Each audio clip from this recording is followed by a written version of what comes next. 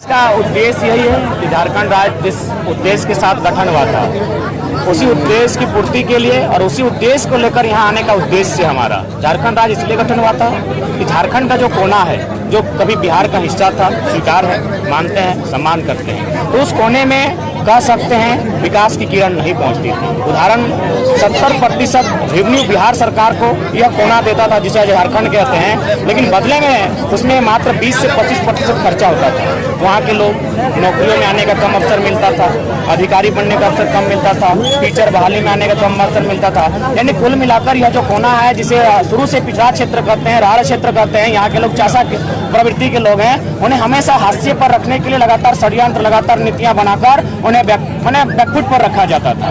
तो फाइनली झारखंड राज्य अलग होता है, इसलिए अलग होता है कि हमारी संस्कृति बचेगी, हमारी रोजी रोजगार को कोई ना छीनेगा, हमारी माटी सुरक्षित रहेगी, क्योंकि अंग्रेजों ने भी हमारी माटी को सुरक्षित रखने के लिए 1908 में सीएनटी कानून, 1949 में एसपीटी लागू होता है, कहीं कोल्हान विल्किंसन रूल लागू होता है।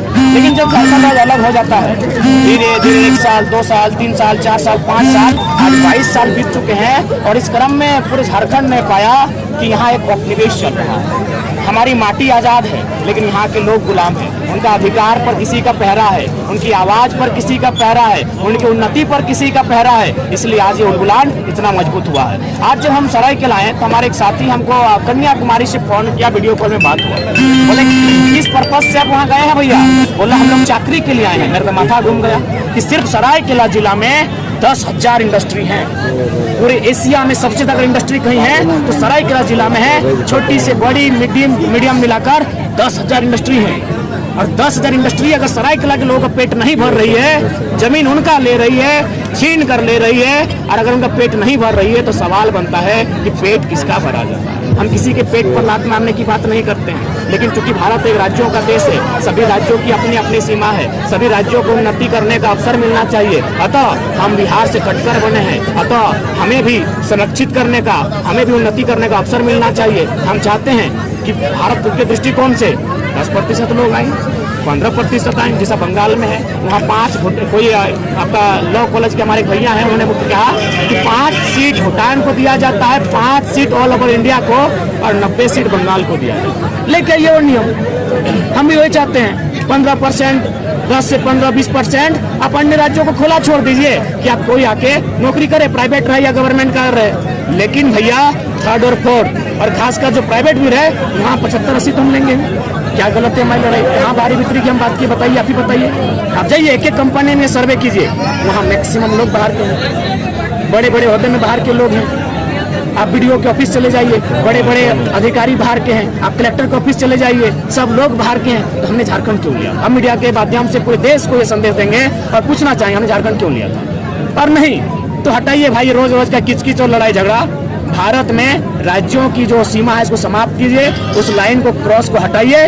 भारत में सिर्फ प्रेसिडेंट का रूल है, प्रधानमंत्री को भी हटाइए, पूरा इंडिया एक रहेगा। क्या संभव है? नहीं है, नहीं है संभव। तो जब संभव नहीं है, तमिलनाडु सुरक्षित है तमिल वालों के लिए, तेलंगाना सुरक्षित है तेलंगाना वालों के लिए, मराठों के लिए महाराष्ट्र सुरक्षित है, तो यदि झारखंड के लोग झारखंड में सुरक्षा मांग रहे हैं तो क्या गुनाह है? कौन सा देश का उल्लंघन हुआ? किस कानून का उल्लंघन हुआ बताइए तो। और यही नहीं, भारत संविधान अनुच्छेद 16(4) के अनुसार संसद को अधिकार है राज्य के पक्ष में नीति निर्धारण करने का। अनुच्छेद 309 के अनुसार विधानसभा को दायित्व है कि अपने राज्य के लोगों को आगे बढ़ने के लिए जो लोक सेवाएं हैं उनमें उनके लिए प्रावधान करें। अनुसूची हमारी जो 7 है जिसमें 3 सूचियां हैं, केंद्र सूची, संघ सूची, संवर्ती सूची, संघ सूची और राज्य सूची। राज्य सूची में 41 नंबर भी यही कहता है अपने राज्य के उनको आगे बढ़ने के लिए, नौकरियों में उन्नति करने के लिए बाहर के लोग जो आ रहे हैं दौड़कर उन्हें कैरियर बनाया जा सकता है। देश के प्रथम राष्ट्रपति doctor Rajendra Prasad working Congress committee के सामने एक तर्क देते हैं 1937 में जब भारत आजाद नहीं हुआ था कि लोकलिटी के नाम पर लोकल को अधिकार होना चाहिए, नहीं तो फिर उसे झारखंड में कैसे आभास होगा कि झारखंड में रहा है। यदि बिहार, बंगाल, हिमाचल के लोग अगर झारखंड में भर जाएंगे और वहाँ उनके अधिकार को छीन लेंगे तो झारखंड का बेटा तो आवासी लोग झारखंड में रहा है। तो लोकलिटी का महत्व होना चाहिए। हम नहीं, देश के प्रथम राष्ट्रपति डॉक्टर राजेंद्र प्रसाद के स्टेटमेंट है। साथ ही साथ CJI chief justice of India जो भारत का सर्वोच्च जो न्यायालय होता है उसके सर्वोच्च जज होते हैं,